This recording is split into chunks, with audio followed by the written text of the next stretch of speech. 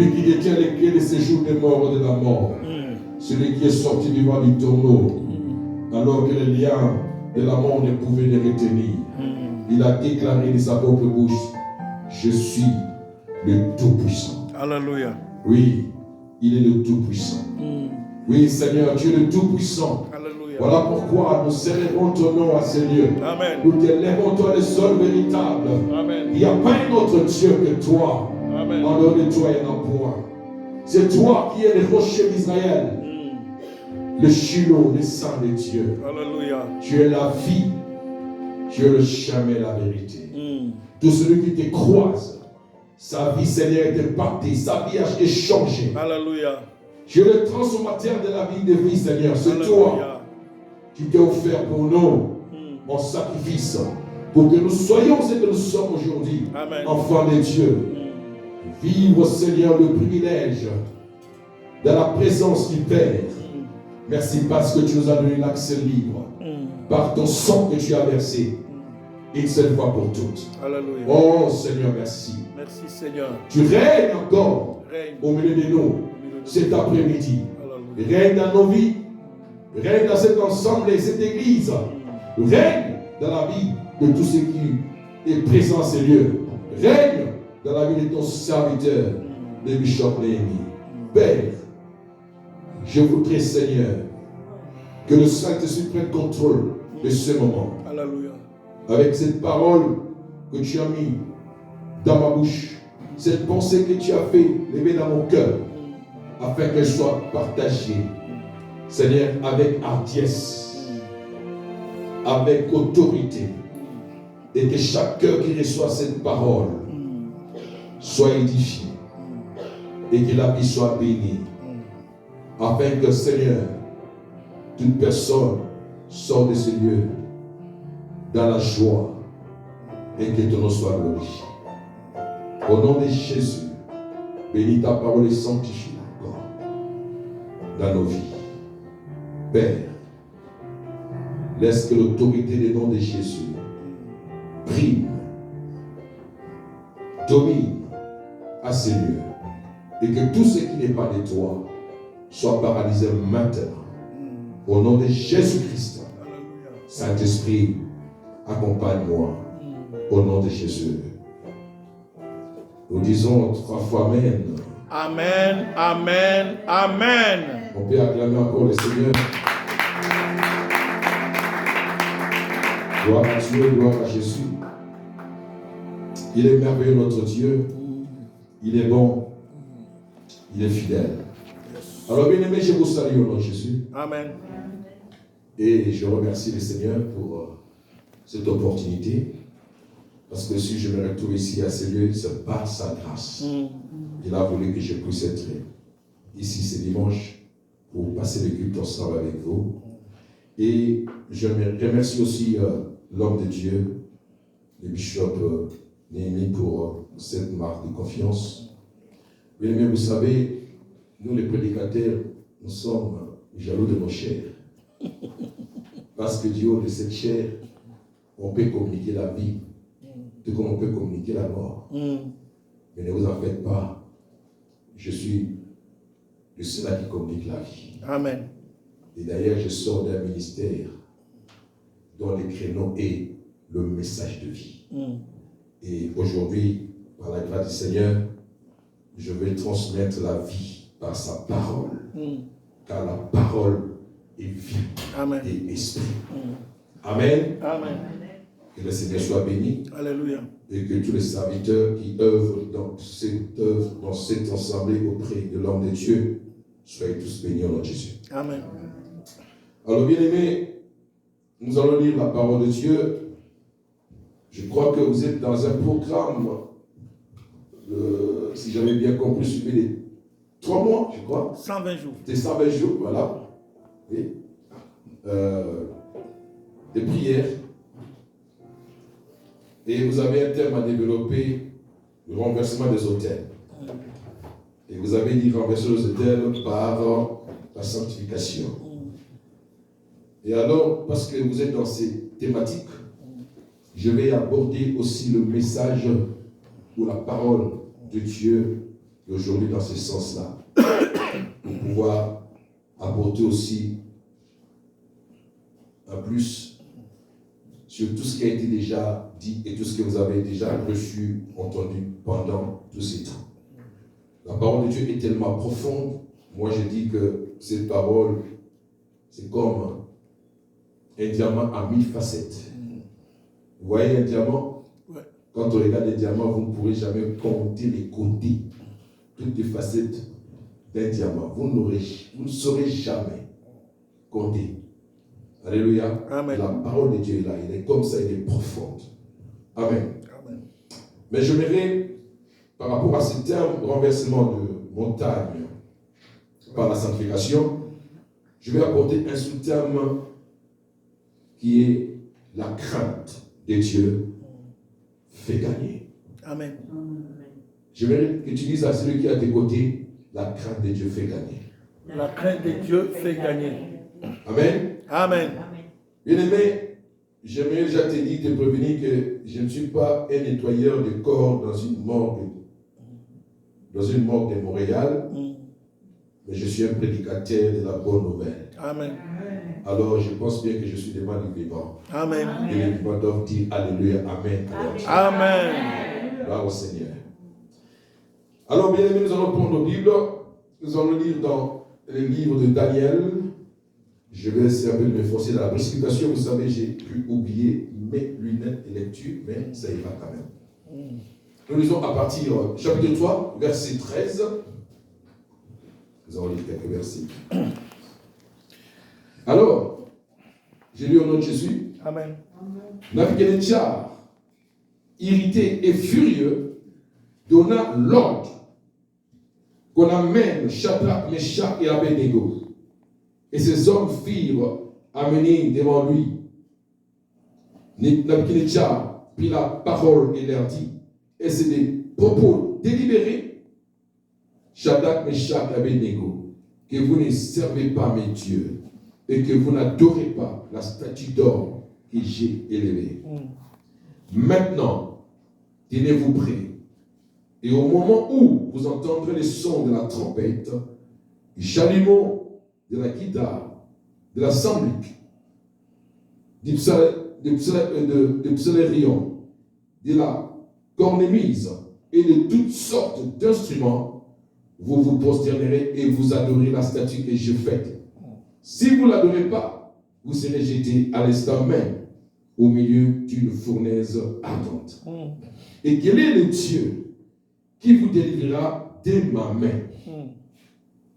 Shadrach, Meshach et Abednego répliquèrent au roi Nabuchodonosor, nous n'avons pas besoin de te répondre là-dessus. Voici, notre Dieu que nous servons peut nous délivrer de la fournaise ardente et il nous délivrera des ta main, ô roi. Sinon, sache, ô roi, que nous ne servirons pas tes dieux et que nous n'adorerons pas la statue d'or que tu as élevée. Sur quoi, excusez-moi, Nabuchodonosor en fit rempli de fureur et il changea de visage en tournant ses regards contre Shadrach, Meshach et Abednego. Il reprit la parole, ordonna de chauffer la fournaise 7 fois. Plus qu'il n'est convenu de la chauffer. Alléluia. Amen. On peut sauter, on vient au verset 26. Ensuite, Nabuchodonosor s'approcha de l'entrée de la fournaise ardente et prenant la parole, il dit, Shadrach, Meshach, Abednego, serviteurs du Dieu suprême, sortez et venez. Et Shadrach, Meshach, Abednego sortirent du milieu du feu. Les satrapes, les intendants, le gouverneur et les conseillers du roi s'assemblèrent. Ils virent que le feu n'avait eu aucun pouvoir sur les corps de ces hommes, que leurs cheveux n'avaient pas été brûlés, que leurs 400 n'étaient point endommagés, et que l'odeur du feu ne les avait pas atteints. Nabuchodonosor prit la parole et dit, Béni soit le Dieu de Shadrach, de Meshach et d'Abednego, lesquels a envoyé son image, son ange plutôt, et délivré ses serviteurs qui ont eu confiance en lui et qui ont violé l'ordre du roi et livré leur corps plutôt que de servir et d'adorer aucun autre Dieu que leur Dieu. Verset 39. Voici maintenant l'ordre que je donne tout homme à quelque peuple, nation ou langue, qu'il appartienne, qui parlera mal du Dieu de Shadrach, de Meshach et d'Abednego, sera mis en pièces et sa maison sera réduite à un tas d'immondices, parce qu'il n'y a aucun autre Dieu qui puisse délivrer comme lui. Après cela, les rois firent prospérer Shadrach, Meshach et Abednego dans la province de Babylone. Parole du Seigneur. Amen. Nous acclamons la parole. Acclamons la parole de Dieu. Gloire au Seigneur. Gloire à Jésus. Alors, bien aimé, comme je l'ai dit, le sous-terme de ce message, c'est la crainte de Dieu fait gagner. Alléluia. Amen. Vous savez, tel que vous êtes là, chacun de vous brûle dans son cœur le désir de gagner tous les jours dans sa vie. Amen. De gagner dans ses entreprises, de gagner dans son travail, de gagner dans ses relations, de gagner même dans son foyer, de gagner dans tout ce que fait partie de ton existence. Aucune personne sur la terre, qu'il soit chrétien ou païen, ne peut aimer perdre. Personne dans sa vie ne peut accepter la perte ou n'accepte la perte, à moins qu'on soit une personne anormale. Mais tout être humain normal, dans son cœur, il y a les désirs de réussir dans la vie. Alléluia. Amen. Les désirs de s'épanouir, d'avancer, d'aller de l'avant. Et d'ailleurs, ces désirs, c'est Dieu lui-même qui les crée à nous.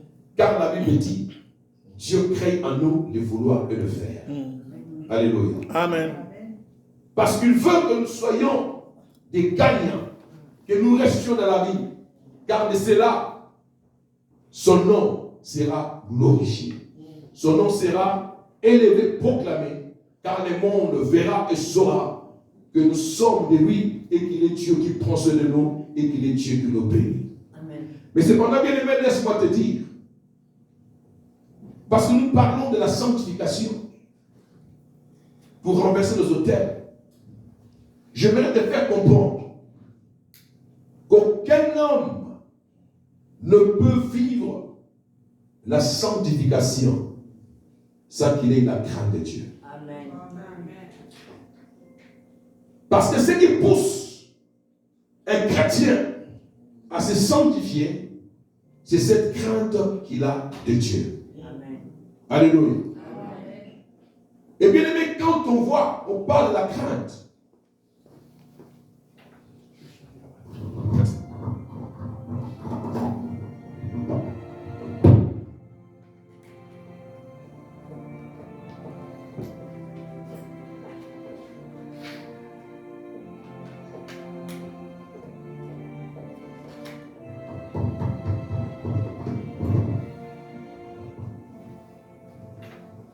Amen. Amen.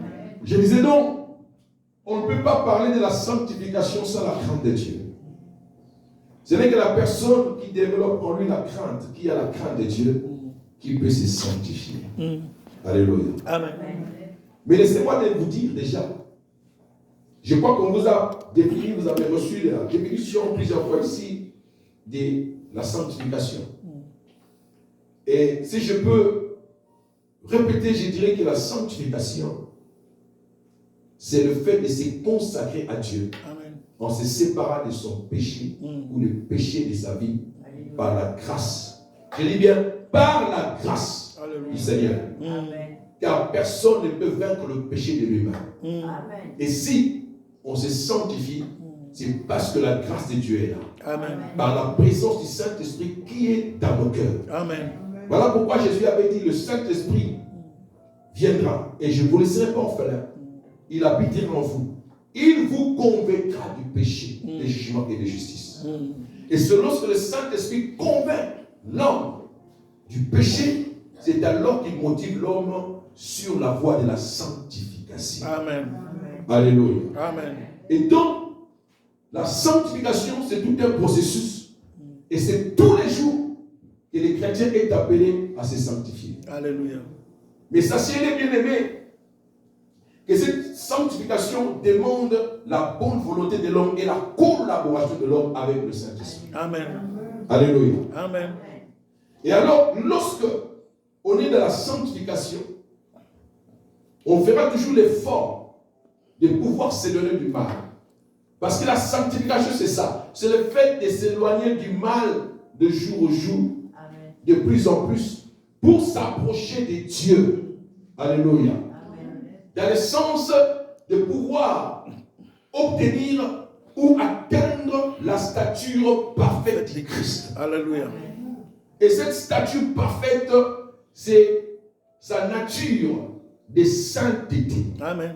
Alléluia. Amen. C'est pourquoi vous verrez l'apôtre Paul dire, j'ai continué ma course parce que je n'ai pas encore atteint la perfection. J'oublie tout ce qui est en arrière de moi, je regarde devant moi et je cours jusqu'à ce que j'atteindrai le prix de la vocation céleste. Alléluia. Donc nous courons vers la perfection. Lorsque nous vivons dans la vie de la sanctification, bien aimés, nous marchons vers la stature parfaite du Christ. Alléluia. Mais il y a une nuance où je m'aimerais, soulever quelque chose de très capital. De prime abord déjà, vous devez savoir que toute personne, tout chrétien, tout enfant de Dieu, tout celui qui vit en Christ, dès la première fois qu'il les reçoit, cette personne est sanctifiée. Amen. Alléluia. Amen. La personne est sanctifiée. Donc, de prime abord, nous sommes sanctifiés par Dieu lui-même. C'est là dans le sens de justification. De nous faire quitter le monde du péché dans le monde du pardon ou dans le monde de la sainteté. Alléluia. Alléluia. Amen. Et parce que Dieu nous sanctifie, parce que nous sanctifie, c'est alors que nous sommes maintenant enfants de Dieu et nous avons en nous cet esprit qui nous motive aussi à continuer sur cette marche de la sanctification. La sanctification, quand je dis dans le sens que Dieu nous sanctifie, c'est que Dieu nous met à part. Il nous met à part pour lui appartenir, pour être à lui. Ainsi, dans cet esprit de la sanctification, nous développons en nous la pensée d'adoration. Amen. Alléluia. Amen. Il y a que celui qui se sanctifie, qui développe en lui la pensée d'adoration. Parce que lorsque nous nous sanctifions, c'est pour s'approcher davantage de Dieu. Parce que en nous, il y a cet amour-là. Alléluia. Amen. Donc, croyez-les que la crainte de Dieu, c'est ce qui nous motive à nous sanctifier. Et quand est-ce que nous avons la crainte de Dieu? Nous avons la crainte de Dieu lorsque l'amour de Dieu prime dans nos cœurs. Amen. Et ça, c'est le travail du Saint-Esprit. La Bible dit dans Romains 5 que le Saint-Esprit verse l'amour dans nos cœurs. 5. Le Saint-Esprit est celui qui déverse l'amour de Dieu dans nos cœurs. Et lorsque cet amour de Dieu est dans notre cœur et développé, c'est alors que nous avons la crainte de Dieu. Amen. La crainte de Dieu n'est pas à confondre avec la crainte de la mort ou la crainte de l'enfer. Moi, je dis toujours aux enfants de Dieu ceci. Si ta crainte de Dieu se réfère à l'enfer, tu ne seras pas capable de craindre Dieu. Nous ne craignons pas Dieu parce que l'enfer existe. Nous craignons Dieu parce que Dieu nous a aimés et nous voulons lui être reconnaissants. Amen. Nous craignons Dieu par les connaissances, par l'expression de notre amour, par notre dévotion. Alléluia. Amen. Par notre vie d'adoration. Alléluia. Et c'est ça. Une vie qui doit se développer dans la crainte de Dieu, c'est une vie d'adoration. Yes. Alléluia. Amen. Parce que adorer Dieu, c'est quoi? Adorer Dieu, c'est rendre culte à Dieu. C'est lui donner son amour. C'est lui donner son service. C'est lui donner sa dévotion. C'est ça l'adoration. Donc, on donne à Dieu le service. On donne à Dieu cette dévotion. On se consacre à lui totalement. On les vénère. Alléluia. Amen. On reconnaît que c'est lui seul qui est Dieu qui mérite cela. Ainsi, on ne peut pas adorer autre chose. Et quand on a cet esprit d'adoration, bien aimé, on évolue plus encore dans la crainte. Et l'amour de Dieu croît en nous de plus en plus. Alléluia. Amen. Je venais soulever un point en disant une nuance dont je voulais parler. Il ne faut pas confondre la sanctification à la sainteté. La sainteté est d'acquisition. Alléluia. Amen. Comprenez? La sainteté est d'acquisition. C'est-à-dire c'est Dieu lui-même qui nous rend saints en Christ et Jésus. Nous avons la sainteté avant même que nous commençons à pratiquer le bien. Alléluia. Amen. Dès lors qu'on reçoit Christ dans sa vie, on devient saint. Vous savez, la religion nous a enseigné ces concepts d'une autre manière. Comme si les saints, ce sont des personnes qui ont vécu, servi Dieu et alors ils sont morts.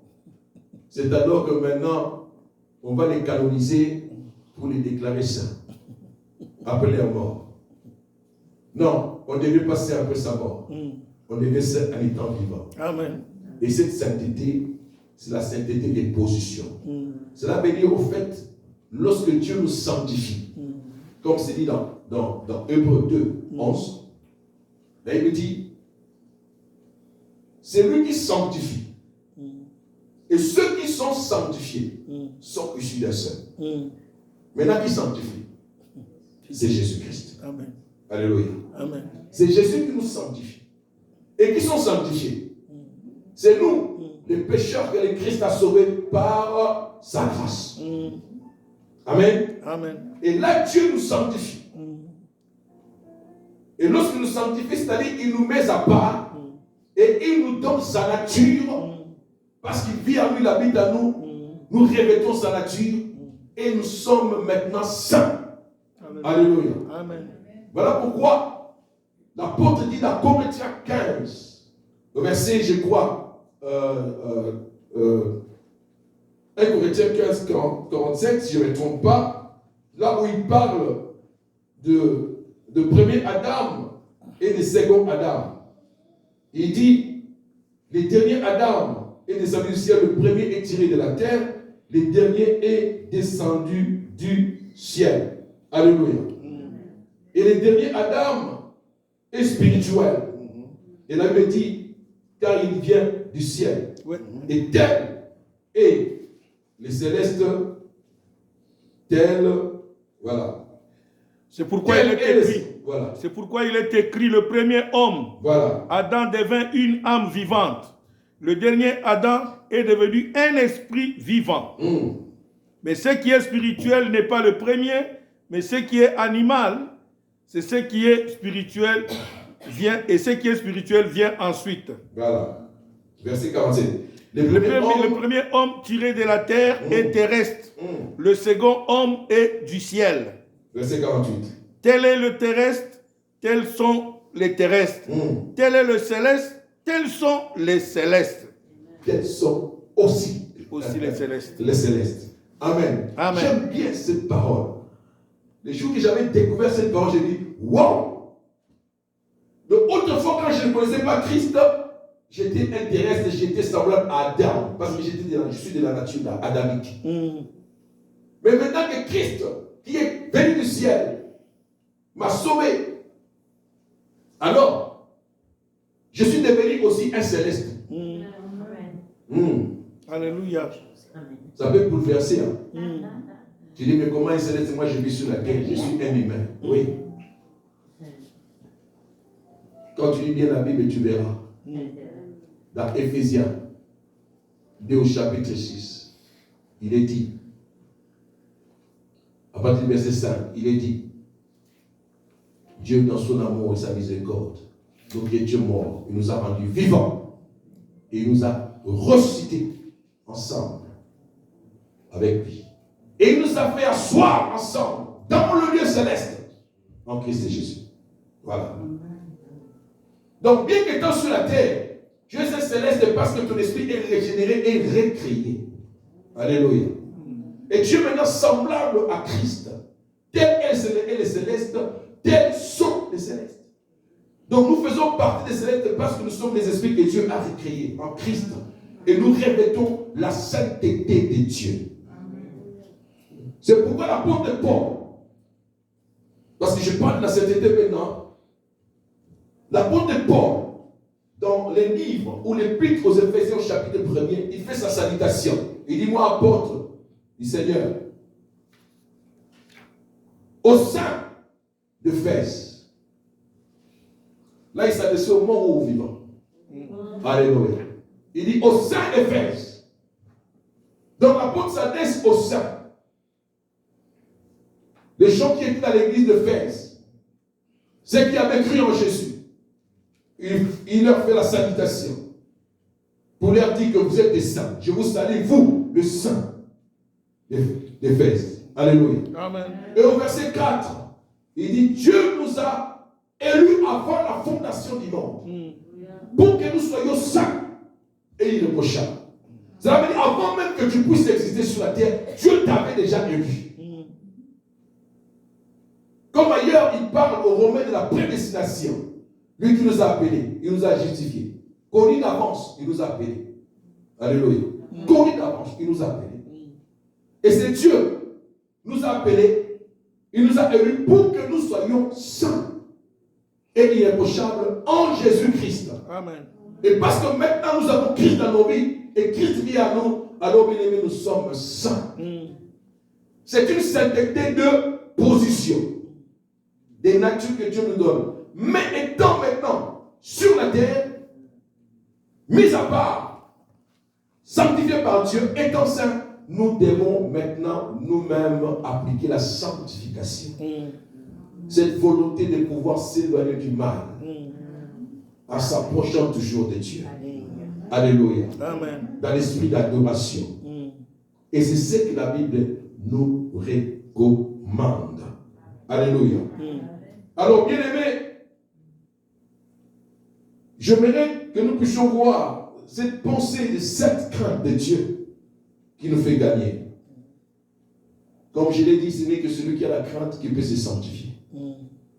Alléluia. Amen. Et celui qui se sanctifie développe en lui un culte d'adoration à Dieu. Parce qu'il reconnaît que c'est le seul Dieu qui l'a sauvé et qui est son maître, qui est son Seigneur. Et nous voyons cela dans la vie de ces trois personnages. Nous sommes dans les temps où Daniel et ses amis, Shadrach, Meshach et Abednego, ont été en déportation à Babylone. Loin de leur nation. Mais ils avaient un Dieu. Ils n'ont pas oublié leur Dieu. L'éternel Dieu puissant. Malgré tout ce qu'ils avaient vécu, malgré le malheur qui était arrivé, lorsque les Babyloniens étaient entrés à Jérusalem, ils ont tout brûlé. Ils ont mis du feu. Tout était détruit. Et il n'y avait plus rien dans la vie. Et ils ont pris les gemmes. Ils les ont amenés en déportation. Les trois là faisaient partie. Alléluia. Amen. Mais ils sont restés fidèles à leur Dieu. ils ont gardé la vie de la crainte du Seigneur. Et ils vivaient la sanctification. Alléluia. Amen. On était le mercredi en ligne.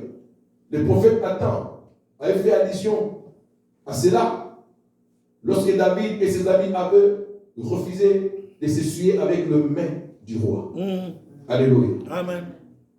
C'est parce qu'ils avaient la crainte de Dieu et ils développaient la sanctification. Amen. Ils voulaient garder leur culte d'adoration, d'être dévoués qu'à Dieu. Alléluia. De servir que Dieu. D'exprimer leur amour qu'à Dieu. Et c'était ça l'esprit de ses amis aussi. Et Dieu leur avait fait grâce qu'ils puissent trouver faveur auprès du roi. Et ils étaient casés dans son palais pour s'occuper, bien aimé, de l'intendance.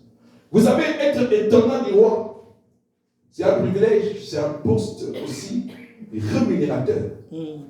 Je vois combien même au pays, les gens se battent ou se battent pour que le président leur donne l'intendance. Parce que là, vous gérez tout. C'est là où on appelle chez nous, à Kinshasa, maison civique. C'est ça.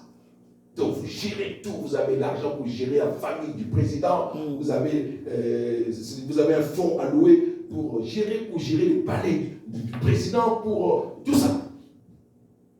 C'est l'intendant. Et il y a des profits dans cela. Mais ne pensez pas que lorsque c'était arrivé, que les habitants de Babylone étaient d'accord ou contents. Alléluia.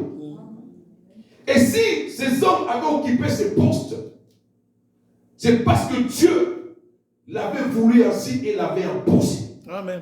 Bien aimé, lorsque Dieu vous fait quelque part, même si les gens ne sont pas d'accord, laisse-moi te dire, Dieu te placera là. Amen. Si le siège est pour toi, que les gens te combattent ou complotent, je te dis, le siège reste pour toi. Amen. Toi, garde seulement calme. Et reste seulement confiant. Et continue à être avec Dieu. Alors, Dieu réalisera les projets qu'il a pour ta vie. Amen. Alléluia. Amen. Ceux qui étaient déportés se retrouvent dans une position d'excellence. Daniel, conseiller là-bas du roi, et les autres dans les tendances. Wow. Ils étaient élevés. Et cela a créé, suscité la jalousie. Mais les gens ne voyaient pas comment s'attaquer à eux. Parce qu'ils avaient compris que le roi avait de l'estime pour eux. Alléluia. Amen. Je déclare sur ta vie. Amen. Que la main de Dieu sur toi fasse que tout celui qui te regarde puisse avoir de l'estime pour ta vie. Amen. Que ceux qui ont des positions élevées, ceux qui ont des avantages, ceux qui ont des choses dont tu as besoin, puissent avoir de l'estime sur ta personne afin de te servir au nom puissant de Jésus. Et cette estime-là a été, le roi était sur ses hommes. Et il servait plutôt le roi, loyalement, mais tout en gardant, alléluia, leur discipline, tout en gardant leur foi au seul Dieu qui est le Dieu d'Israël. Alléluia. Et le roi, de sa folie, a fait dresser une statue en or, demandant à tout le monde de pouvoir se prosterner. Comme c'était un païen. Alléluia. Amen. Il voulait cet honneur-là. Et toute la nation se prosternait lorsque la statue passait. Mais le droit se disait, on ne peut pas se prosterner. Nous sommes des Juifs. Nous sommes d'Israël. Il n'y a qu'un seul Dieu devant qui nous devons nous prosterner. Amen. Alléluia. Donc, ils refusaient de se prosterner. Parce qu'ils avaient l'attachement à leur Dieu. Alléluia. Amen. Loin de la relation. Ainsi, ceux qui étaient jaloux, ils ont observé, première fois, ils ne se prosternent pas. Deuxième fois, ils ne se prosternent pas. Ils ont remarqué que c'était l'habitude. À chaque fois que la statue passait, ils ne se prosternaient jamais. Ils se disent, ah voilà. C'est une occasion maintenant, nous les avons. Nous avons un mobile, comment le faire tomber. Alléluia. Bien aimé, sachez que dans la vie, les gens qui ne t'aiment pas t'observent, te guettent de loin et ils regardent, ils cherchent une brèche pour t'avoir. Il y a des gens comme ça. Au lieu de s'occuper de sa vie, non. Mais lui passe son temps à regarder ta vie, à voir comment tu vis, ce que tu fais, tes projets, ce que tu réalises, pour chercher à te piéger. Parce que son souhait, son désir est de te voir échouer ou perdre. Alléluia. Amen. Ils sont nombreux. Ceux qui attendent que tu puisses te séparer de ton mari. Ils le souhaitent. Ils sont nombreux ceux qui attendent que tu puisses te séparer de ta femme. Alléluia. Amen. Ils sont nombreux ceux-là qui attendent que tu puisses perdre ton travail ou chuter dans les affaires, les activités que tu es en train de faire. Mais laisse-moi te dire, aussi longtemps que tu seras avec Dieu, aussi longtemps que tu invoqueras le nom de Jésus, aussi longtemps que tu demeureras dans la présence du Seigneur et que Jésus aura toujours la première place dans ta vie, qu'il neige, qu'il pleuve, tout ce qu'ils auront cherché à faire n'aboutira à rien. Alléluia. Car la Bible dit toutes les armes forgées contre vous sont nulles, seront nulles et sans effet. Alléluia. Amen. Toutes les armes forgées contre vous seront nulles et sans effet. Bien-aimé, crois-les. Quelle que soit l'arme tournée vers toi, fatale qu'elle soit, ne te détruira pas si Dieu ne le permet pas. Amen. Et si Dieu le permet, il donne des limites. Yes. Alléluia. Amen. Il donne des limites. Parce qu'il y a des fois où Dieu peut permettre qu'on te touche, mais avec des limites. C'est comme l'expérience de ces trois. Dieu a permis qu'on les touche, mais Dieu avait mis une limite. Alléluia. Il y a une limite que le diable ne peut franchir à ta vie. Amen.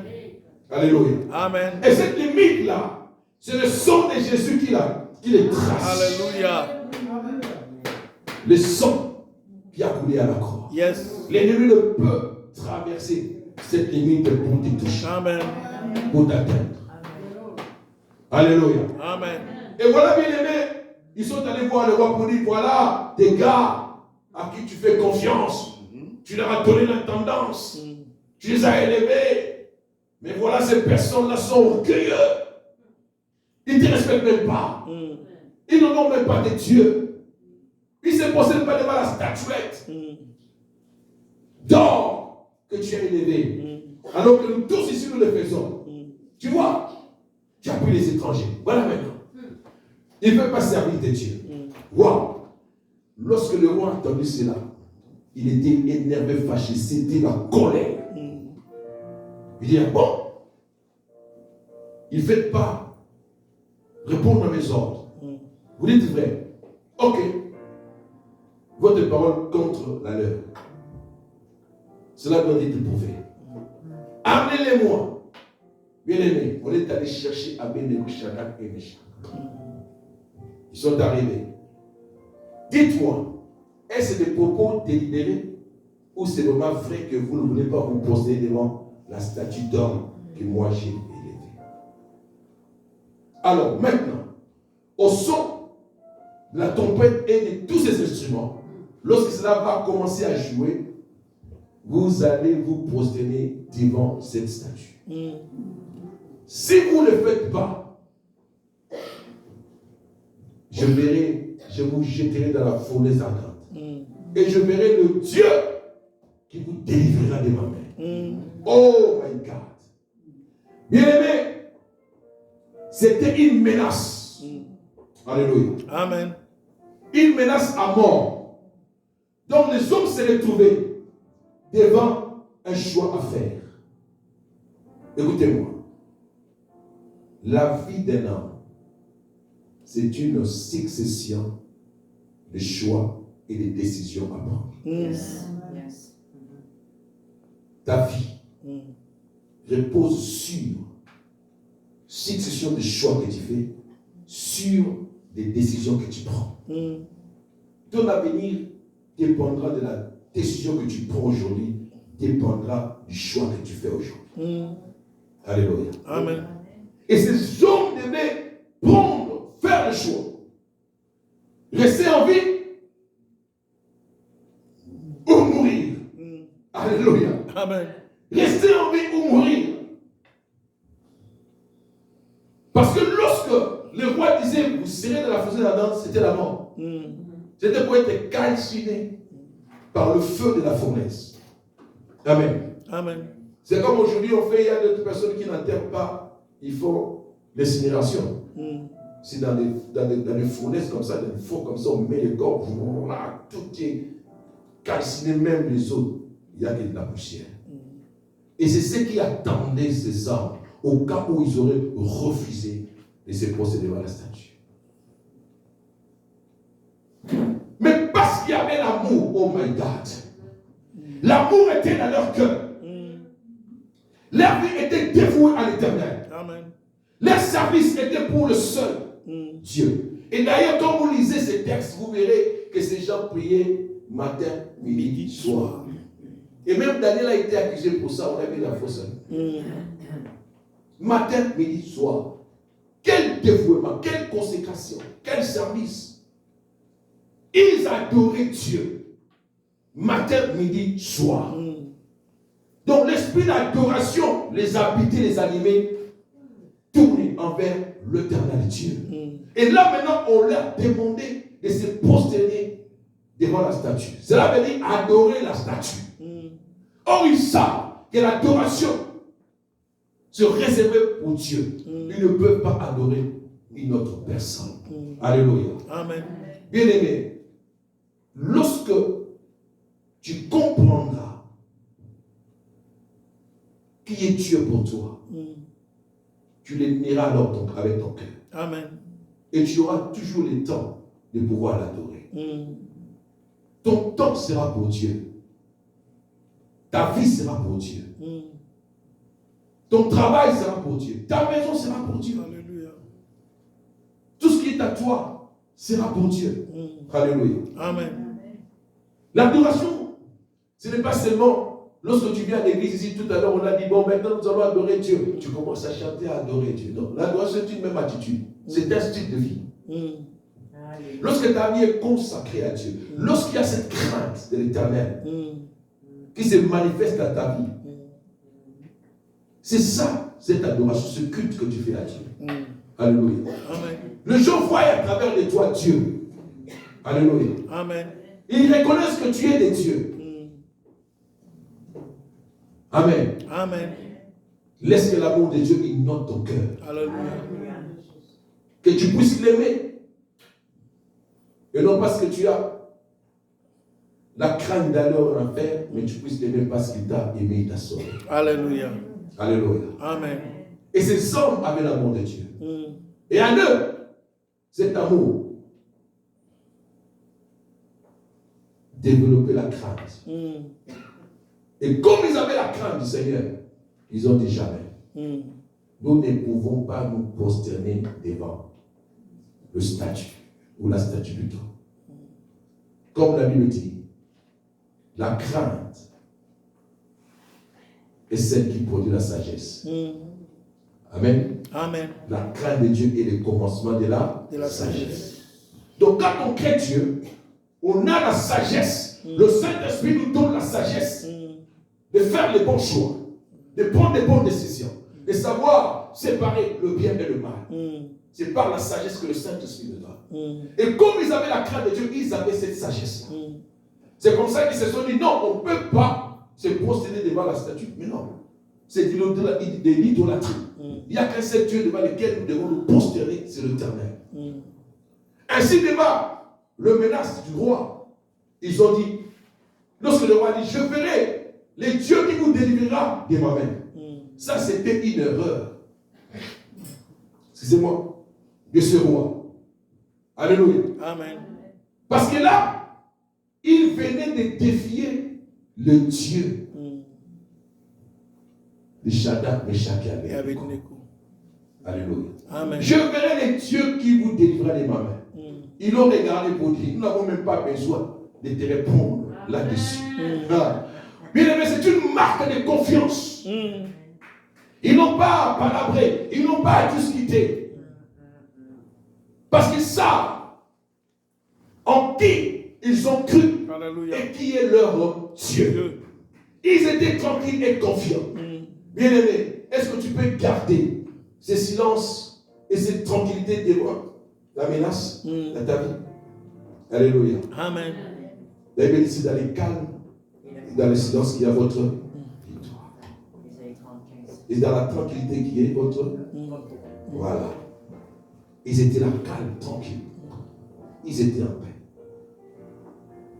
Ils ont dit, on n'a pas besoin de te répondre là-dessus. Tu peux voir une force de ténèbres agir dans ta famille. D'où tu es sorti. Mais parce que tu sais que tu es enfant de Dieu, tu ne t'en fais pas. Amen.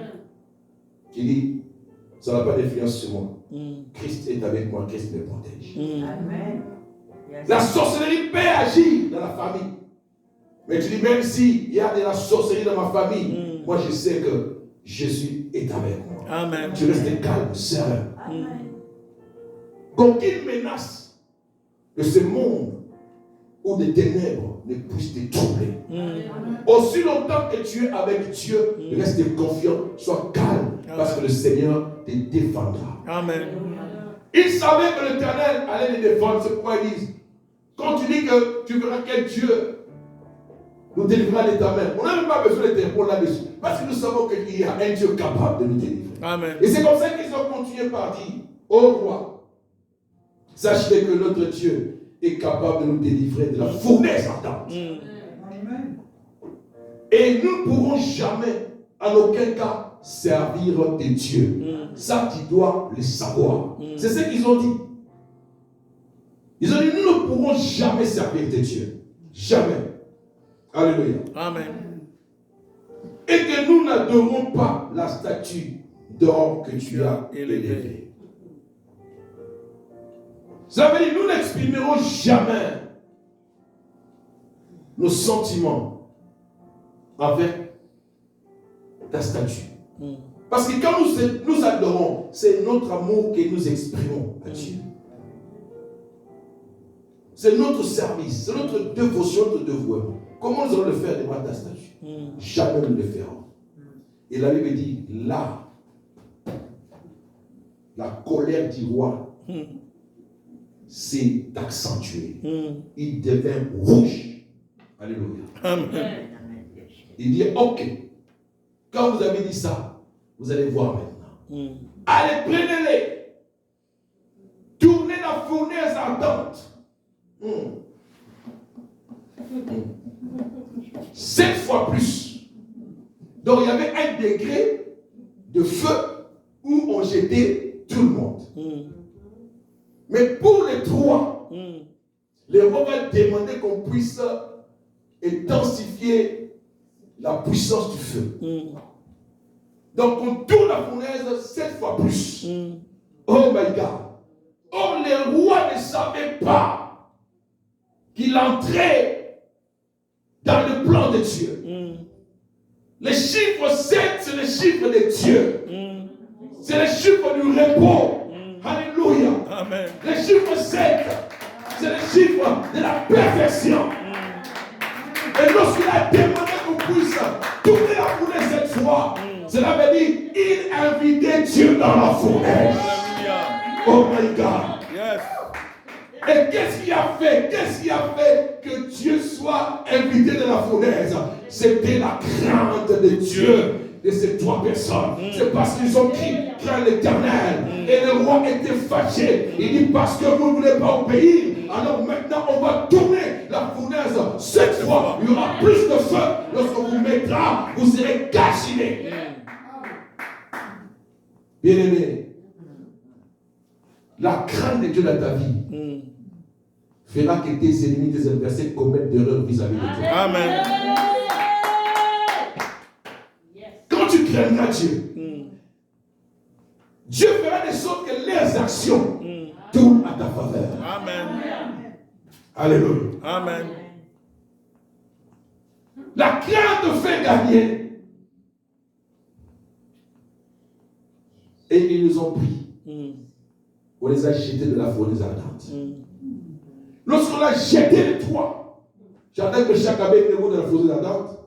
La Bible dit, les bourreaux qui les a pris pour les jeter de la fournaise, lui-même, le feu sorti de la fournaise, l'a consumé, il est mort sur place. Oui. Quand tu auras la crainte de Dieu, tout temps forgé contre toi sera annulé sans effet. Amen. Et il y aura retour à l'expéditeur. Crains le Seigneur. Tes ennemis seront dans la confusion lorsqu'ils s'élèveront pour te battre, pour te tuer, pour te détruire. Dieu va les confondre. Amen. Alléluia. Amen. Le piège qu'ils mettront devant toi, ils tomberont eux-mêmes dans ces pièges. Amen. Le filet qu'ils placeront sur ton chemin, parce que tu marches dans la crainte du Seigneur, le Seigneur te délivrera de ce filet, ils entreront eux-mêmes dans ce filet. La force qu'ils créeront pour toi, ils entreront eux-mêmes dans cette force. Alléluia. Amen. Lorsqu'ils prononceront la mort contre ta vie, la mort se tournera contre eux-mêmes. Je déclare que cela soit ici dans ta vie, contre tes ennemis, tes adversaires. Au nom puissant de Jésus, reçois cette grâce. Amen.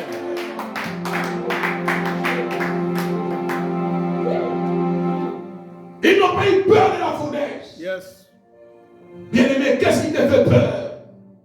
Qui te pousse à renoncer, à reculer, à nier Dieu?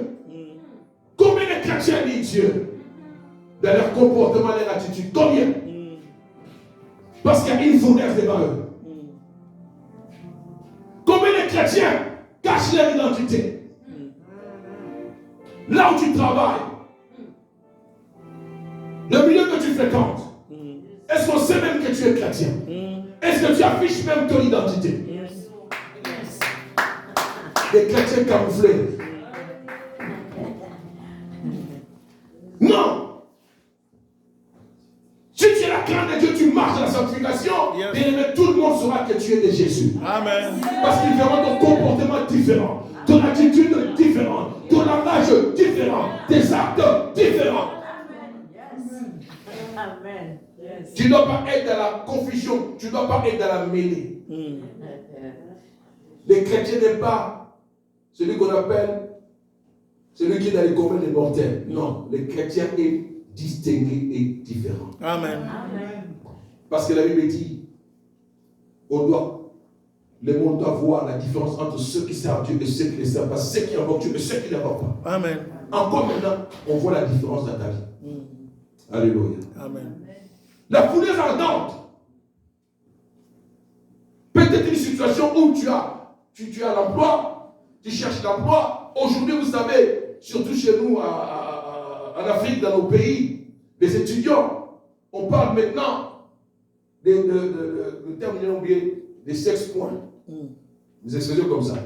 Cela veut dire pour que tu puisses avoir le diplôme, tu dois passer par les sexes avec les enseignants et les professeurs. Donc la fille doit se donner. Tu dois corrompre. Tu donnes l'argent pour avoir tes points. Alléluia. Au point même, le moment d'embauche, il y a des chefs qui exigent à ce que la demoiselle ou la dame puisse sortir avec lui. C'est une fournaise ardente. Si tu ne sors pas avec moi, tu n'as pas d'embauche. C'est une fournaise. Quelle sera maintenant l'attitude? Est-ce que tu accepteras de céder ou tu accepteras cette fournaise qui est devant toi? Alléluia. Amen. Je me rappelle d'un chrétien, d'un homme très qualifié, très intelligent.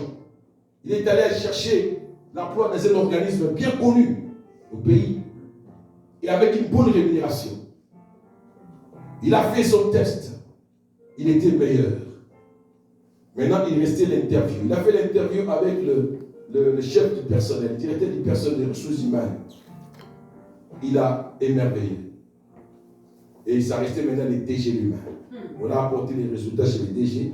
Le DG a regardé, il a pris. Il a bon, il a fait ça dans le test, il est le meilleur. L'interview avec une personne, ok, c'est bon, maintenant je vais l'interviewer moi-même. Et il passe devant le DG. Le DG lui passe l'interview avec le DG. Il convainc le DG. Le DG dit non, c'est bon, tu es qualifié, tu es vraiment les profils que nous cherchons, alors tu as l'emploi. Mais tu sais, si tu veux aller monter vite dans cette entreprise, tu dois être à côté de moi. Je dois être ton soutien, ton mentor. Comme ça, tu vas être propulsé. Mais tu dois comprendre que tu dois être mon amant. Alléluia. Donc là, un monsieur qui parle à un monsieur, qu'il soit son amant. Les garçons, les regards disent quoi? Donc tu dois être ma femme. Mais monsieur, je suis homme. Comment je peux être? Oui, c'est comme ça, si tu veux. Alors, sinon, il n'y a pas de travail. Le monsieur regarde. Il a payé pour avoir le travail. Il regarde le poste qu'on lui offre. Il regarde les avantages, le salaire. Il dit maintenant je dois devenir une femme.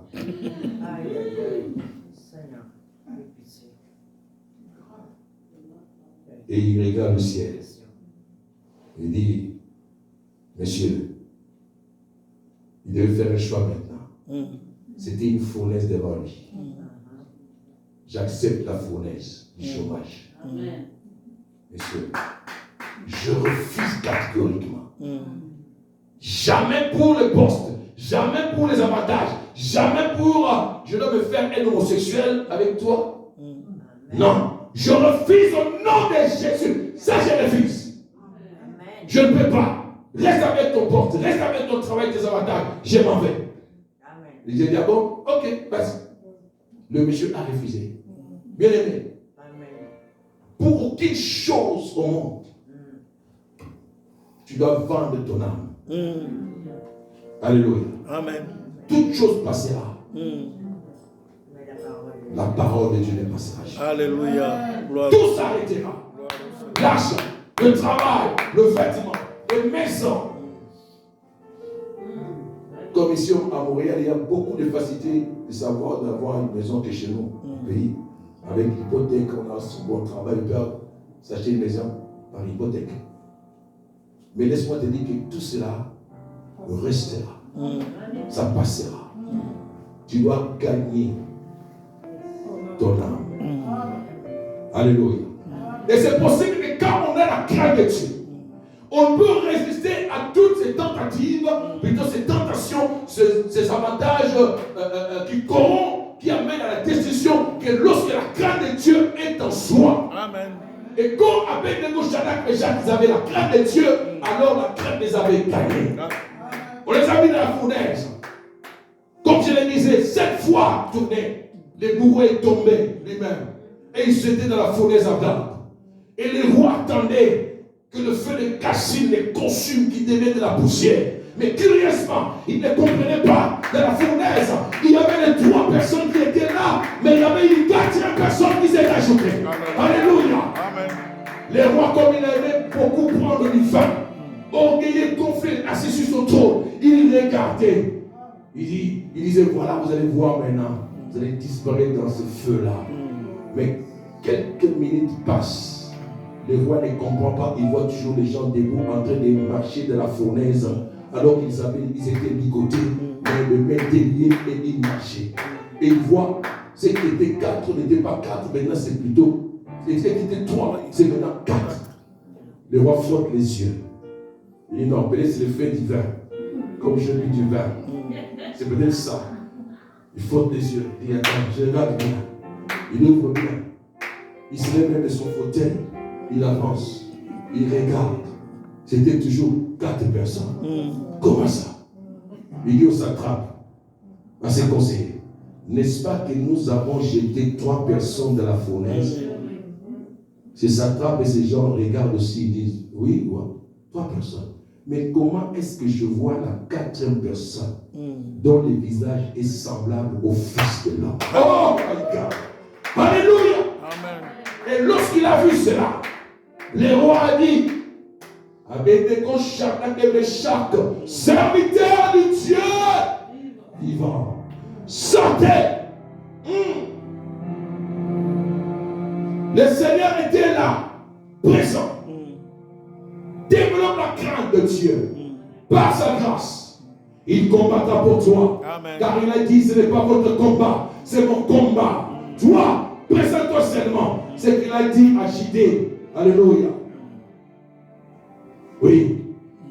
N'ayez pas crainte. Il a dit à Jida plutôt, présentez-vous seulement. Avec de l'adoration, de louange, je combattrai pour vous. Amen. Adore Dieu dans la crainte. Il combattra pour toi. Il te défendra. Amen. Adore Dieu dans la crainte.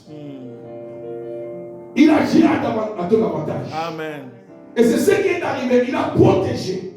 La crainte de Dieu te fera gagner parce que, à cause de la crainte de Dieu, tu seras protégé devant toute adversité, toute menace, tout combat. Amen. Dieu sera là. Et cela poussera tes ennemis à reconnaître que tu as un Dieu. C'est ce qui est arrivé. Les rois ont reconnu les dieux de Shadrach, Meshach et Abednego. Alors que celui qui avait dit, je verrai le Dieu qui vous délivrera. Mais il a changé de langage. Laisse que la crainte de Dieu dans ta vie amène ceux qui te vexent, ceux qui te voient inutile, ceux qui disent que tu ne peux pas réussir, ceux qui disent que tu ne peux pas avancer, ceux qui disent que tu es perdu, ceux qui disent que tu as raté la vie. Que cette crainte les amène à changer de langage. Amen. Alléluia. Praise God. La crainte de Dieu dans ta vie amènera même les sorciers de ta famille à changer de langage. Et qui croyaient être puissants par leur sorcellerie, alors ils diront entre eux, ce monsieur est puissant, cette femme est puissante. Non, ce n'est pas possible. On croyait qu'on avait un esprit puissant, mais c'est lui qui a un esprit puissant.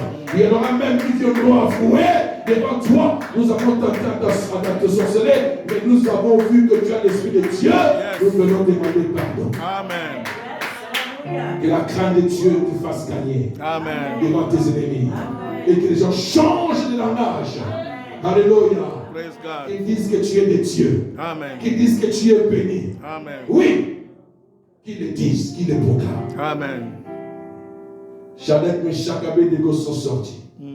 La Bible dit, il n'y avait même pas l'odeur du feu sur leur corps. Ils étaient intacts. Même leurs caleçons n'étaient brûlés. Parce qu'on les avait enlevé les vêtements, on les a laissés seulement caleçons, on les a ligotés. On les met là-dedans. Même pas l'odeur du feu. Mais c'est terrible. Pourquoi? Parce que la quatrième personne, c'est celui qui craignait, c'est celui qui servait, c'est celui qui l'adorait, c'est celui à qui ils ont fait dévotion de leur vie, de leur existence. C'est celui qu'ils ont aimé toute leur vie, dans leur jeunesse. Et celui qui était là présent, c'est Dieu-là, on l'appelle le feu de mort. Amen. Alléluia. Comme la fournaise était en feu, lui-même le feu de mort est arrivé. Alléluia. Amen. Et il a englouti, avalé tout le feu de la fournaise. Abednego, Shadrach et Meshach étaient maintenant en lui. C'est lui qui les gardait, les protégeait. Amen. Écoutez-moi. Par sa présence, il a fait d'Abednego, Shadrach et Meshach des flammes de feu. Amen. Vous avez déjà vu le feu consumer le feu? Amen. Alléluia. Alléluia. Oh, tu n'as pas dit Amen. Tu n'as pas compris. La Bible dit dans Hébreux, et c'est lui qui fait de nous, c'est lui qui fait des anges de ses serviteurs. Et c'est lui qui fait, des anges de messagers. Et c'est lui qui fait de ses serviteurs des flammes de feu. En Christ Jésus, tu es une flamme de feu. Quand le diable te regarde, il voit la flamme de feu de Dieu dans ta vie. Parce que le feu de mort habite en toi. C'est ce qui a fait que ces trois personnes ne soient pas consumées.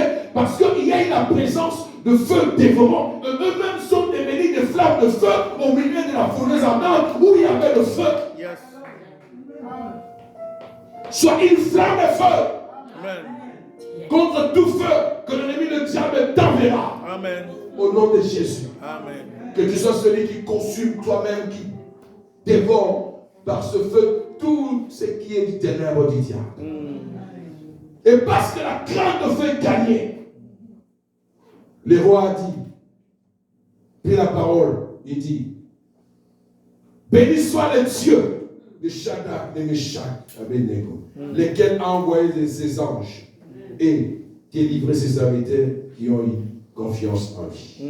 Alléluia. Amen. Et qui ont violé l'ordre du roi et livré leur corps plutôt que de servir et d'adorer aucun autre Dieu que leur Dieu. Amen. Alléluia. Amen.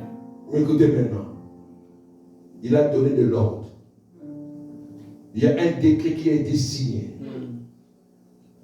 En dehors qu'il soit étendant comme ils étaient avant qu'ils soient dans la fournaise, lorsqu'ils sont sortis, le roi signe encore un décret à leur avantage.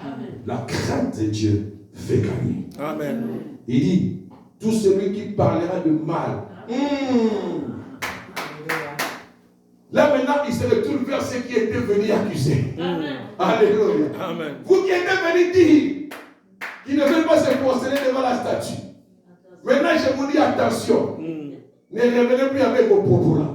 Parce que tout celui qui parlera du mal de Dieu, de Shadrach, Meshach, Abednego, sa maison sera rendue à sa famille. Sera, comme il dit, écoutez, il dit qu'il appartient, il parlait du mal de Dieu de Shadrach, Meshach, Abednego, sera mise en pièces. Sa maison sera réduite en état d'immondice. Et parce qu'il n'y a aucun autre Dieu qui puisse délivrer comme lui. Alléluia. Wow. Que la crainte de Dieu te fasse gagner. Et que les gens reconnaissent que c'est Dieu, c'est Jésus qui est Dieu. Amen. C'est Jésus qui est Dieu. Alléluia. C'est Jésus qui est Seigneur. Alléluia. Alléluia. Amen. Et là, bien aimé, ils ont gagné en matériel. Car la Bible dit, après cela, le roi fit prospérer Shadrach, Meshach et Abednego. Amen. Bien-aimé, la crainte de Dieu fait gagner. Amen. En dehors d'être délivrés de la fournaise ardente, ils ont reçu un bénéfice. Amen. Ils ont reçu un bénéfice. Ils ont été remerciés. Dieu les a remerciés à travers le roi. Amen. Sur son trône, il dit parce que vous m'avez honoré. Parce que vous ne m'avez pas nié. Parce que vous êtes resté ferme dans votre foi. Vous avez fait confiance en moi. Et vous avez gardé la crainte de mon nom devant le menace d'Abednego. Alors, je vous ferai prospérer. Alléluia. Amen. Et c'est comme ça que le roi a fait prospérer ces trois personnes. Laisse que la crainte de Dieu dans ta vie t'apporte la prospérité. Au nom de Jésus. Comme l'apôtre de Paul dit, prospère à tous égards, comme prospère les temps de ton âme. Oui, bien-aimé, la montagne a été déplacée par la sanctification produite par la crainte. C'est ce qui s'est passé dans la vie de ces trois personnes. Leur montagne, c'était quoi? La fournaise ardente. Et ils ont anéanti cela. Ils sont avancés. On a reconnu leur Dieu et ils étaient élevés en prospérité. Amen. Ils ont reçu ce qu'ils n'avaient pas avant. Que Dieu t'accorde des temps, ce que tu n'as pas encore touché. Amen. Dans ce temps de décembre, ce mois de décembre, où Dieu est en train de prier, de gémir, de développer la sanctification dans ta vie, que Dieu t'accorde ce que tu n'as pas encore touché. Ce que tu n'as pas pu avoir depuis janvier jusqu'au novembre, que Dieu te les donne au nom de Jésus. Amen. Que le Seigneur te les donne dans ce mois. Amen. Ce que tu recherchais, qu'il puisse t'ouvrir la porte qui était encore fermée, que cette porte s'ouvre et que tu entres en gloire au nom de Jésus. Amen. Le siège que tu cherchais pour t'y mettre, que Dieu le dispose pour toi dans ce mois de décembre, que tu puisses t'asseoir sur ce fauteuil, sur ce siège, au nom de Jésus. Amen. La réussite que tu n'as pas expérimentée dans ce que tu réalisais pendant l'année, que Dieu puisse te le faire réussir à ce mois de décembre, au nom de Jésus. La guérison, la bonne santé que tu recherchais, que tu n'as pas pu avoir dans ce mois, dans cette année, laisse que l'Éternel, dans ce mois de décembre, parce que tu es sa présence, tu développes sa crainte, tu l'adores, tu pries, tu te sanctifies, qui te l'accorde, selon qu'il est déclaré par ce même Jésus, nous sommes guéris, et que ton corps reçoit cette guérison par la puissance du Saint-Esprit, et ce qui est maladie